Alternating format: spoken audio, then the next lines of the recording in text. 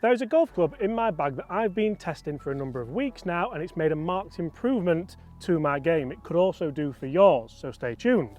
But there's a reason why I'm not going to put it in the bag, and I think it's the same reason a lot of you guys potentially won't be putting this in the bag. Guys, introducing the brand new Cleveland Frontline Elite putter. Now this putter comes in at £100 cheaper than the TaylorMade equivalent, the Odyssey equivalent. It's jam-packed full of technology. It feels very specific or very subjective, but I think it feels pretty good. Let's hit some putts with it and let's see exactly why potentially I'm not going to put it in the bag and why you're not going to buy it, even at £249. So as mentioned in the introduction to this video, this putter is jam-packed full of technology. It looks very similar to maybe the TaylorMade Spider, the Odyssey number 10, but it's a little bit cheaper depending on where you go and where you buy your golf clubs from. It has a tungsten insert in the face, which I particularly like the feel of. I think it feels fantastic and it's quite nice to help you with distance control. One of the annoying things is the milling is very, very kind of like small, and it does get a little bit of mud in there at this time of year, but that's going to happen if you do have a milled face. So for me, why am I not going to put this putter in the bag even if it's really helping me hold putts? Well, I think there's a strong reason why I would put it in the bag, and I think there's a strong reason why you should potentially think about putting this putter in the bag. You see, it's one of the most forgiving putters I think I've ever tested. You can see it's got huge MOI, loads and loads of shape to this, some kind of wings at the back there, which again, I think the patent basically ran out on, was it the TaylorMade Spider, and then Odyssey copied it, and now basically everyone's having a bit of a free-for-all with it. But if you look at just how easy it is to align this putter up with that huge track down the middle, I really, really like that, and I really, really like how it makes it very simple just to roll putts. You can see I'm holding quite a few there, and I'm going to put on screen now a couple of putts that I've been holding when testing this putter in the kind of shadows, because I wanted to give it a really, really fair test. And I also really like the grip this comes with as standard. It's a really, really fat grip, and it's a putter that feels absolutely fantastic with that grip. It's a Lamkin grip. It's designed to take your hands out of it just a little bit, and for me it certainly does that. I feel like I can set this putter down, get the ball position nice and forward. You're not going to hold every putt, but it can certainly help with, oh, I thought we got another one there. It can certainly help with maybe not three putting so much, with potentially even thinking about just lag putts and getting them nice and close to the hole. And if we want to talk more, go on then. Oh, that one not gone in. But if we want to talk more about the technology that's in this club, let's delve in and see exactly what Cleveland are saying about why you should potentially put this in the bag. That one was a little bit firm. So loads and loads of technology there in this putter that could potentially help your game and my game. Why would you not put it in? You see, for me, Cleveland, who are part of the Srixon family, I don't know, I just don't feel like it's the right club. I don't feel like it sits in my bag and excites me to put. It doesn't excite me at all, to be honest. Maybe that's the reason why these are a little bit cheaper. Maybe that's the reason why so many people aren't going to put these in the bag. I know it might be a little bit blasé and it might be a little bit too truthful, but would you have a Cleveland putter in the bag? Guys, get in the comments below and let me know. There must be a reason why they don't have a huge market share when it comes to putters, because subjectively, I think this is a really, really good putter. This is one of my favourite drills now to help you get better at putting and holing out. Let's see how many we can make around the clock. We've got 6 balls, all at around 5 feet.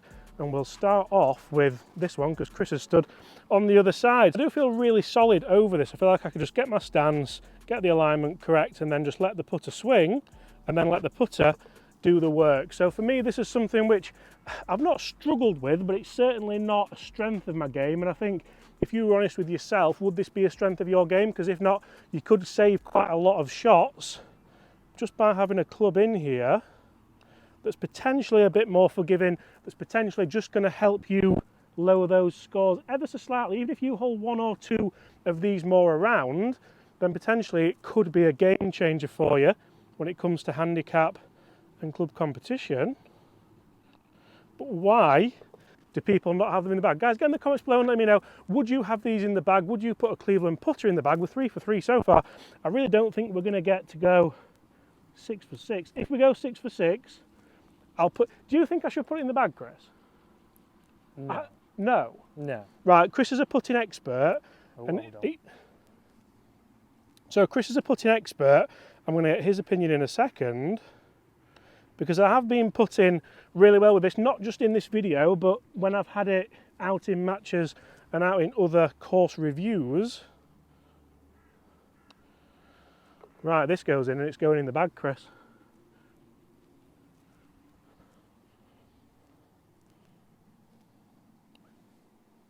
Oh, I swear I was trying to make that. Guys, let's get Chris's interpretation on why potentially I shouldn't put this putter in the bag, even though I seem to be putting really well with it, and why potentially you should or shouldn't give it a go. So guys, really interestingly, Chris has been my putting coach for quite a long time. We also work together anyway, so I get to have putting lessons quite a lot. You've seen my putting throughout the years. I feel like I've putted well with that. Why would you potentially not have it in the bag over anything else? For me, obviously the feel, yes, it has got the tungsten soft weight in there, but for me it certainly sounds a little bit clicky. Again, it swings really nice. There's nothing wrong with that. You have rolled some good putts, but I think over time, obviously the sound and the feel is not like maybe like the Toulon Las Vegas that you had. And I think obviously when it comes down to there, it's about being consistent with it. I don't think you've been as good pace-wise with it. I don't know. I mean, that shows you, because you don't like the feel of it, so you've not really got the sense of control of distance. Yeah, you haven't got feel. And for me, obviously Cleveland, it's one of those, if you have got a Cleveland putter, where did you get fitted for it? Because it's not a brand like James mentioned that is, I'm not putting on a great display with this putter, to be honest. It's not a putter that you see a lot, so obviously can you go and get fitted for this? One big thing that I would say are benefits of this putter, because like I say, for certain people this will be fantastic. Again, obviously alignment aids on there, absolutely fantastic. A long line, but something also to get your ball centred. So a lot of beginner golfers always get pushed into mallet putters. I don't think that's right, but this one certainly can tick a few boxes for any level handicapper, because it does help you get it centred in the face. It does give you that alignment. Then obviously from there it is down to obviously feel, and a lot of people do comment on videos, finally, that it's not really about feel or sound, but that is again down to personal preference. But where can you get fitted for these is a big one. One of the things looking at you putting here, and potentially why you've got a negative element of me using it, is basically it's the wrong length for both of us, isn't it? It's the 34 inch, and I've always putted better with a 35.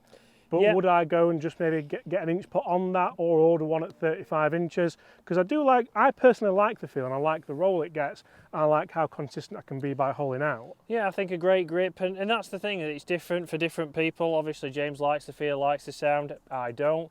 Again, James holds some good puts there, grip is good on there, so there's a lot of things that are helping you obviously put that little bit better.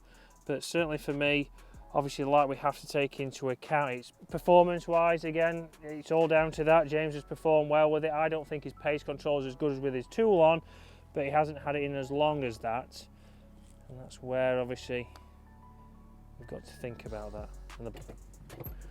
Also, Chris, do you want to really know why? Oh, are we on? Who doesn't put a magnetic head cover on in 2023? That's stuck on the Velcro, that. This is what you want, by the way, is what we're meaning. Oh, I'm just going to go to the green now. And a similar price.